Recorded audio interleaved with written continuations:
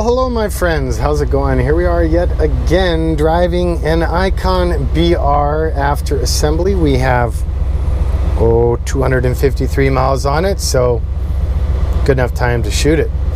This is number 47 Icon BR number 47. You astute viewers may say, now wait a minute, you did number 33 yesterday, so what kind of math are you using? Well, 33 got delayed because of some client concerns and issues he had on his end.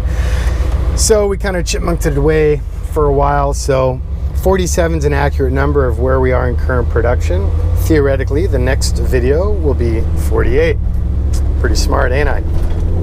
So this truck's really cool. It's 1966. That's the first year of the Ford Bronco. When I'm done with them, it's pretty hard to tell the years apart. I think the only two elements that I keep of the original is the unique door handle and armrest configuration found only on 66s. And also the 66s do not have the side marker lights on the front and rear fenders. You know why? It's because DOT, the Department of Transportation, did not yet exist. They came on the scene late in 66 and started their safety mandates, which started with really simple things such as side marker lights. So there you go. I kind of like the look without them. When we use a 66 on a client's build, we always give them the choice, so it's really up to them. They can have me add the lights or have no lights, whatever. In fact, the earliest years with the lights, the 67s and up, they weren't lights anyway, they were just reflectors. Usually we'll upgrade those to the lit version, but again, it's a client choice. So let's see, let's talk about this particular truck. One thing I really appreciate about this truck is the client. It's a woman. How cool is that? We have so few female clients, and I don't really understand it because, I don't know, driving them around, they seem to appreciate the trucks. And I don't know, it's just nice to work with women. They kind of bring a different sensibility to the process. So not only is she female, but she's hot and super cool. So that always helps. She walked us through the project. She had a very specific color in mind, which apparently we just were not nailing down for her. So eventually she sent us some stuff that she loves of the right color, which included a purse and a bikini. So although spectrum analyzing a fabric into a paint is difficult, but it being a bikini versus a t-shirt had no bearing on the process. So it was a good laugh for us, and we came up with this color that she loves and I think is really cool too. It's really unique. It's a 3-stage job, which means it's a pain in the butt to do, and it takes a super long time to cure and dry. So we literally had to leave the body sitting in the shop and in the sun for about 6 weeks before we felt comfortable with starting to put it together and apply everything. I don't even know what to call this color or if it even deserves a name. It just has its own funk going on. It's like a super fine metallic and then just this super vibrant orange. And it has, I always like paints with a certain amount of duality, so this has that, meaning you see it in the shade or at night, it's still obviously a serious orange, but just has a different vibe than it does in direct sun. So, enough about the color. Said it's a 66. Of course, it's running the Coyote 5.0. That's the 420-ish horse fuel-injected aluminum V8 that you're going to see in the original, or not the original, the current Mustang GT. Great motor, really happy with it, tons of torque. The only thing I'd say about this motor is if you're looking for something subtle, it ain't this motor. They're pretty, well, they're pretty noisy. You know, even going back to like the 5-liter Mustangs from the 80s, you know, they had a really distinct exhaust sound. I think Ford engineers wanted to kind of keep that tradition alive, so to speak, when they designed this motor, because even though we work with Borla on our exhausts and they're really arguably the best in the business, and we do offer a rowdy or a restrained, well, restrained might not be the best word because my restrained is still fairly rowdy.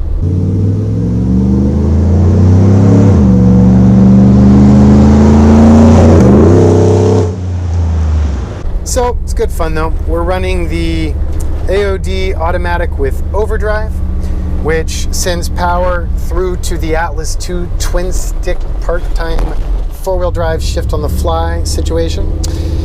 And then let's see, that goes on to the Dynatrack axles. So we're running a Dana 44 Pro Rock high pinion in the front, and we're running a Dynatrack Dana 60 Pro Rock in the rear.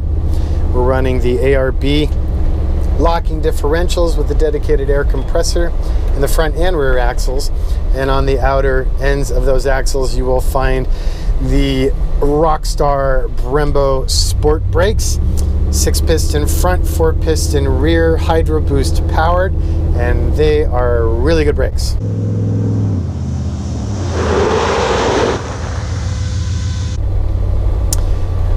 Other mechanical details, we're running the Fox Racing suspension.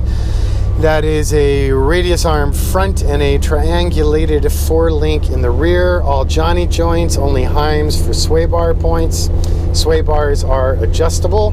The shocks are the new sports suspension system, which offers you nitrogen charge, a remote canister, and also dual rate fast and slow adjustability to the shocks.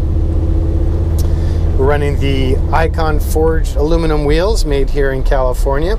We're running the usual Icon bumpers, the rear with a swing out locking pivot carrier for the spare tire. The stock body mounted spare carriers, well, they kind of rattle, and eventually stress cack the bodies. Front bumpers, the usual Icon bumper, within which is nesting a 9.5 XP Warren Wench synthetic line, Viking recovery gear, and ARB gear bag. It's not in here. We usually put that in right before final delivery.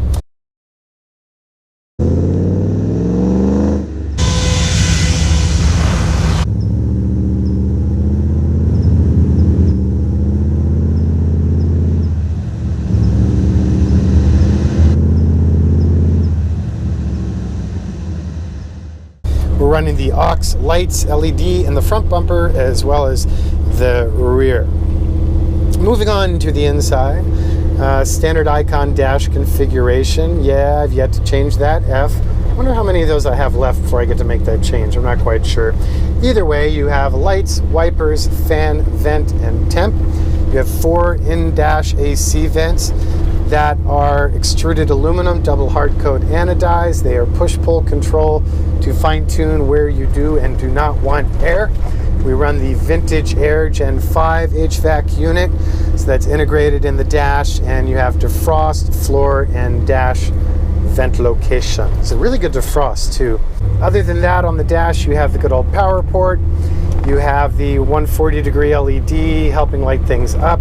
You have my unnecessarily complex glove box door and instrument panel housing, and that is housing the Dakota digital system, which I redesigned with Camilo Pardo, and we monkeyed with font and coloration and all that, but we took advantage of their really good electronics. That lower switch, bottom left, a couple people have been asking. I guess I have been downright negligent in not explaining it. On the automatic models, that is the overdrive off. So the column gives you overdrive second only and first, and obviously and hopefully neutral and reverse and park. But the overdrive off is a dash mounted switch. As I mentioned, the door panels are unique on this year.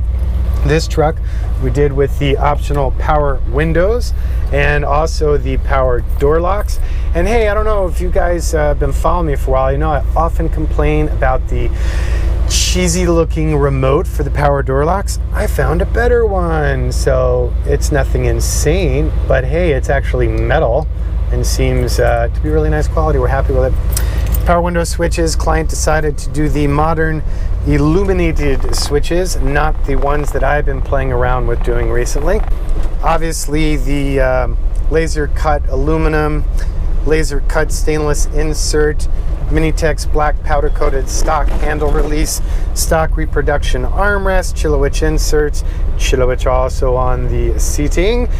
The new Icon Center console with the embossed lizard, the new tray up here for your phone, wallet, and goodies, the quick connect for your iPhone, and we ask the client which one they're running, if they're running an iPhone or if they're running a Droid, and we make sure they have the right connector.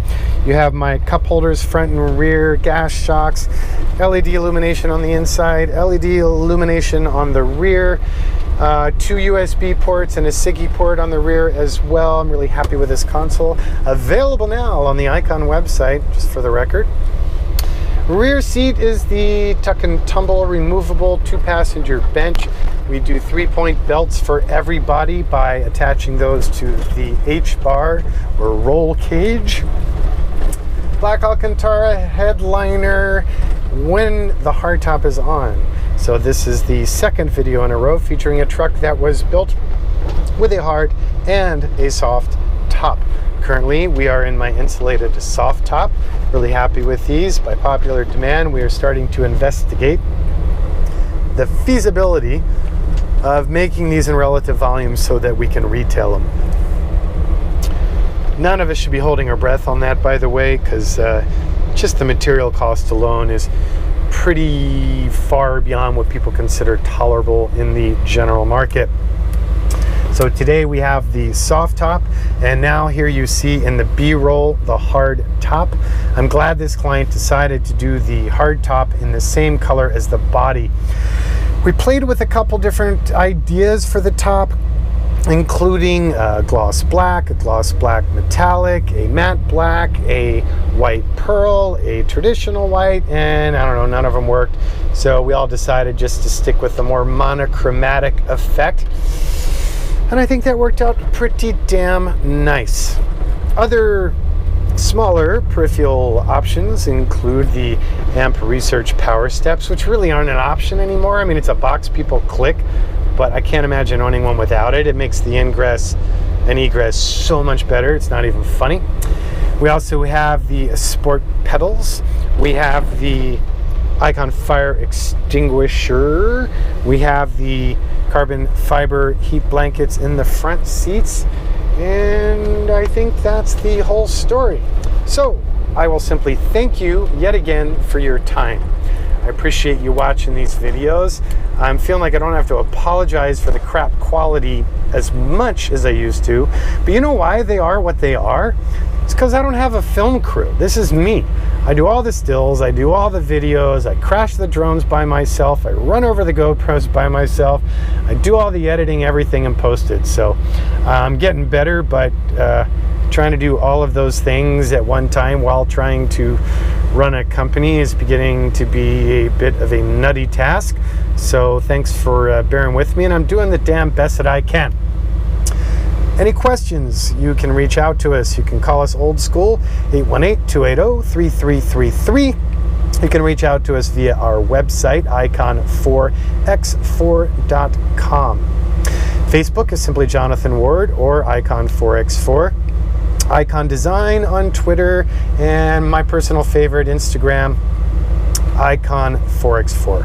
Thanks again. You guys have a great day.